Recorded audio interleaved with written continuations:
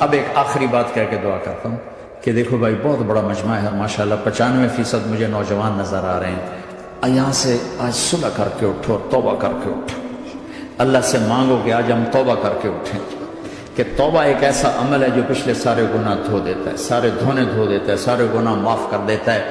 تو میں آپ کے اور یہ جتنا بات میری آگے جا رہی میڈیا کے ذریعے جہاں جہاں جو سن رہا ہے، میں سب سے ہاتھ جوڑ کے کہتا ہوں کہ آج توبہ کر لو اپنے اللہ کی بارگاہ میں، پچھلے پر توبہ کر لو، آئندہ کے لیے صلح کر لو، انشاءاللہ مزے کی زندگی ہو جائے گی۔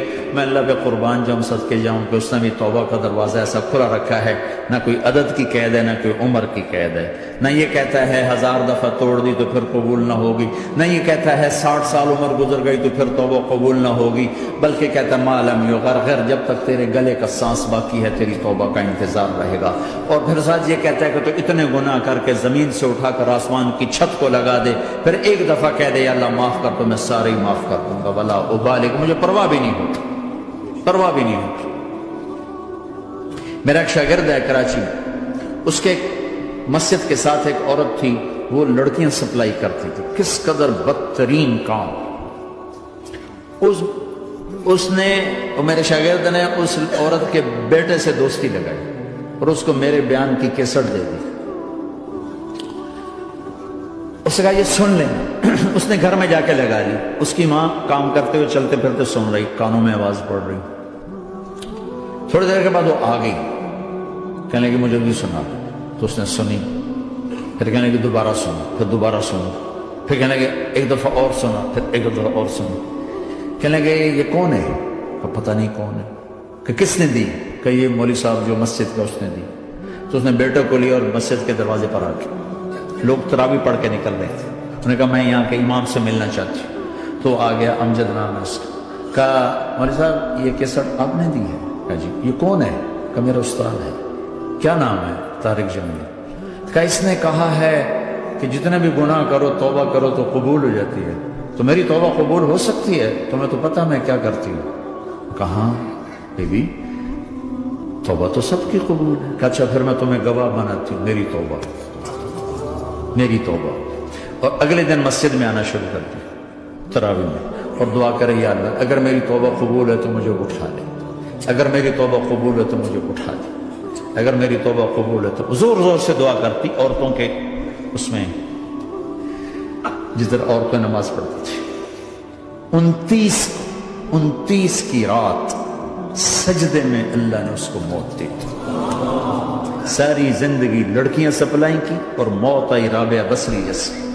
توبہ ایسی چیز، اے اللہ میری توبہ قبول ہے تو مجھے اٹھا لے۔ 29 کی رات سجدے میں اللہ نے اس کی روح کو قبض کی۔ تو میرے بھائیو بہنوں، جتنا مجمع آپ موجود ہو، جتنا اس کے ذریعے سے سن رہا ہے، آج توبہ کر لیں۔ پتہ نہیں نہ جانے بلا لے پیا کس گھڑی، پتہ نہیں رب کا بلاوا کب آ جائے، تو ہم توبہ کر اور اپنے مالک کو راضی کر۔ تو نیت کرتے ہو میرے ساتھ؟ سارے کرتے ہو نا؟ تو کہو یا اللہ میری توبہ، پھر کہو یا اللہ میری توبہ، پھر کہو یا اللہ میری توبہ۔ اللہ کی قسم اگر دل سے کہا ہے سب معاف ہو۔ میں نواب شاہ میں تھا تو ایک وڈیروں کو جمع گیا، وڈیرے مسجد میں تو آ نہیں سکتے، سندھی وڈیرے، تو ہم نے ایک وڈیرے سائیں کے گھر میں ہی بیان رکھ دیا، تو وہاں آگے سارے، تو ایک وڈیرے کو لے کر بڑی مونچھیں اور جلالی چہرہ اور بہت غلط زندگی، میں نے بیان کیا، وہ بیان میں روتا رہا۔ جب میں نے کہا ہاں بھائی توبہ، میں ہر بیان میں یہ کرتا ہوں کوشش، شاید کوئی ایک آدمی میرے ذریعے سے توبہ کر جائے تو میری بخشش کا سامان بن جائے، تو اس نے زور سے کہا اللہ سائیں توبہ، اللہ سائیں توبہ، اللہ سائیں توبہ۔ ساری زندگی کی غفلتیں تھیں۔ گھر گیا اور یہ ظہر پہ بیان ختم ہوا ہے اور مغرب پہ اس کی موت واقع ہو گئی۔ ساری زندگی گناہوں میں گزار کے وہ گیا جنت میں، کہ توبہ تہدم ما کان قبلہ، کہ توبہ ہر گناہ دھو دیتی۔ شیطان ایک راستے سے آتا ہے، کیا فائدہ توبہ کا، ادھر کرتا ہوں ادھر ٹوٹ جاتی، کیا ارے فائدہ دیکھو، یہ فائدہ نظر آئے کہ نہیں؟ دو فائدے دکھائیں، ایک سجدے میں مری ہے اور ایک ساری زندگی گناہ کر کے ظہر سے مغرب تک کا حصہ اس نے توبہ کا گزارا ہے اور گیا جنت میں۔ کبھی مایوس نہ ہونا اللہ سے کہ میں اتنے گناہ کرتا ہوں، اللہ کیسے معاف کرے گا؟ اللہ بڑا کرے. اللہ تھانے دار نہیں ہے، مہربان ہے، دوست ہے، ہمارا دوست ہے. اللہ سے باتیں کرو، اللہ سے یاری لگاؤ، اللہ کو دکھڑے سناؤ. یا اللہ میرے ساتھ یہ ہو رہا ہے تو کچھ کر دینا. اللہ سے لاڈ کرو جیسے ماں سے لاڈ کرتے ہو. اللہ تو پیار کی چیز ہے نا کہ ڈرنے کی. ہاں ڈرنا ہے اپنے گناہوں کی وجہ سے، لیکن پیار غالب ہو، محبت غالب ہو. وہ نہیں تھا چرواہا موسیٰ علیہ السلام نے سنا، کہہ رہا اللہ سیاں تو آویں آ، تیری جمعہ کڈاں، تین تیل لاواں، تین کنگھی کراں، تین روٹی کھواواں، تین دودھ پیواواں. یہ اللہ سے باتیں کر رہا. تو موسیٰ علیہ السلام نے اس کو ڈاؤٹ، بدبخت یہ کیا کہہ رہا ہے؟ کہہ رہا یا اللہ تو میرے پاس آ، میں تمہیں تیل لگاؤں، تیری جوئیں نکالوں، تیری کنگھی کروں، تجھے بکری کا دودھ پلاؤں. تو وہ تو بیچارہ ڈر کے رونے بیٹھ گیا. جب موسیٰ علیہ السلام طور پر آئے تو موسیٰ علیہ السلام سے اللہ نے کہا موسیٰ تو نے تو میرا یار ہی مجھ سے دور کر دی، مجھے تو اس کی باتیں بڑی اچھی لگتی تھی. تو نہیں یہ کیا، جا اس کو خوش کر کے جیسے ناراض کر کے آئے. چلو اس روایت میں تو کوئی اونچ نیچ ہو سکتی ہے، کچی پکی بات ہو سکتی ہے، لیکن میرے نبی کی صحیح حدیث بتا رہا ہوں. میرے نبی مسجد میں صحابہ ہنس رہے تھے تو آپ نے فرمایا جو میں جانتا ہوں تم جانو تو تمہارا ہنسنا بند ہو جائے، رونا زیادہ ہو جائے. تو سب صحابہ نے زاروں قطار رونا شروع کر دیا. آپ یہ کہہ کر واپس مڑے، دروازے تک نہیں پہنچے تھے کہ جبریل آ گئے کہ میرے محبوب تو نے میرے بندوں کو اتنا زیادہ ڈرا دیا مجھ سے، جا واپس جا، جیسے رولایا ہے ایسے ہی ہنسا کے آ. اللہ پاک تو ہمارے مالک خالق، ہمارے مہربان ہیں.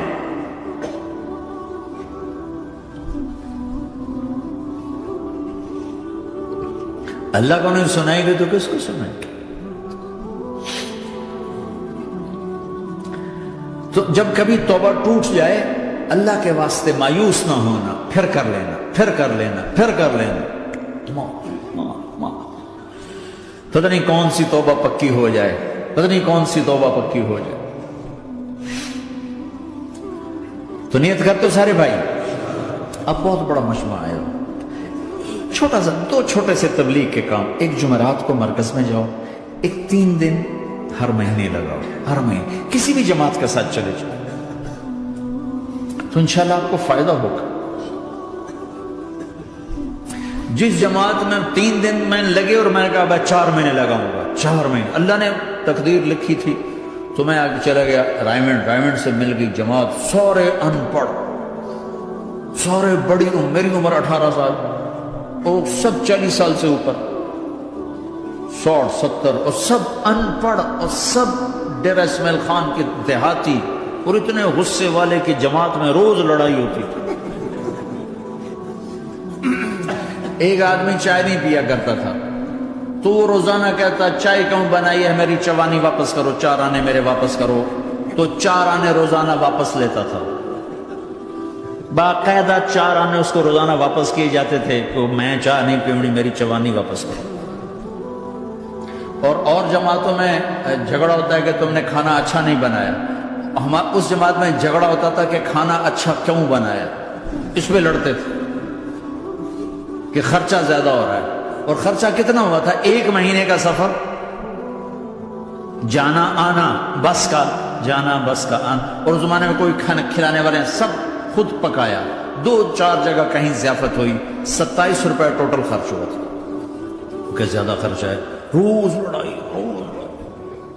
ایک اس میں رانگڑ تھا، اس کو اذان کا بڑا شوق تھا، وہ جاتی اذان دینی شروع کر دی. وہ بھائی اللہ کے واسطے بھائی تو مسجد کے معاملے میں دخل نہ دے، کیوں نہ دو، گردن لمبی ہوگی، مؤذن کی گردن لمبی ہوگی، میں دوں گا.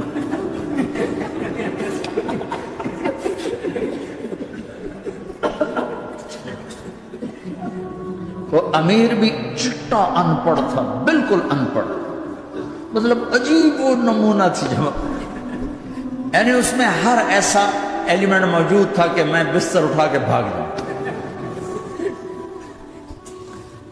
لیکن مجھے اسی سے فائدہ ہوگا کہ تبلیغ معلوماتی محنت نہیں ہے، تبلیغ صفات کو سیکھنے کی محنت. علم کو سیکھنے کے لیے مدرسے ہیں، علماء ہیں. تبلیغ تو صفات کو سیکھنے کی محنت. ایمان کس نہ بناس. میں جب واپس آیا تو میں بیٹھا تھا مسجد میں، تو ایک شخص نے پوچھا آپ کہاں گئے تھے، کتنا سفر تھا؟ میں نے بتایا. کہنے کہ آپ نے کیا سیکھا؟ وہ یونیورسٹی کا. آپ نے کیا سیکھا؟ میں نے کہا میں نے اپنی مرضی کے خلاف کرنا سیکھا. کہا ماشاءاللہ ماشاءاللہ، آپ نے بہت سیکھا بہت سیکھا. وہ ساری زندگی اس سے پہلے اپنی مرضی پہ گزر، اپنی چاہتیں، اللہ نے ماں باپ سے دیا ہوا بہت کچھ، لیکن جو میری بنیاد بنی وہ سفر تھا جس میں روز لڑائی ہوتی تھی. تو کسی بھی جماعت میں چلے جاؤ، ویکنڈ میں چلے جاؤ، یہ نہ دیکھو کون ہے کون، چلے جاؤ. اس جانے میں اللہ کی ہدایت کا نظام چھپا ہوا ہے. اور تم میں کوئی دو ایسے نہ ہو جو لڑے ہوئے، اٹھتے ہی صلح کرنا. میاں بیوی میں کھٹ بٹ ہے، اٹھتے ہی صلح کرنا. بہن بھائی لڑے ہوئے ہو،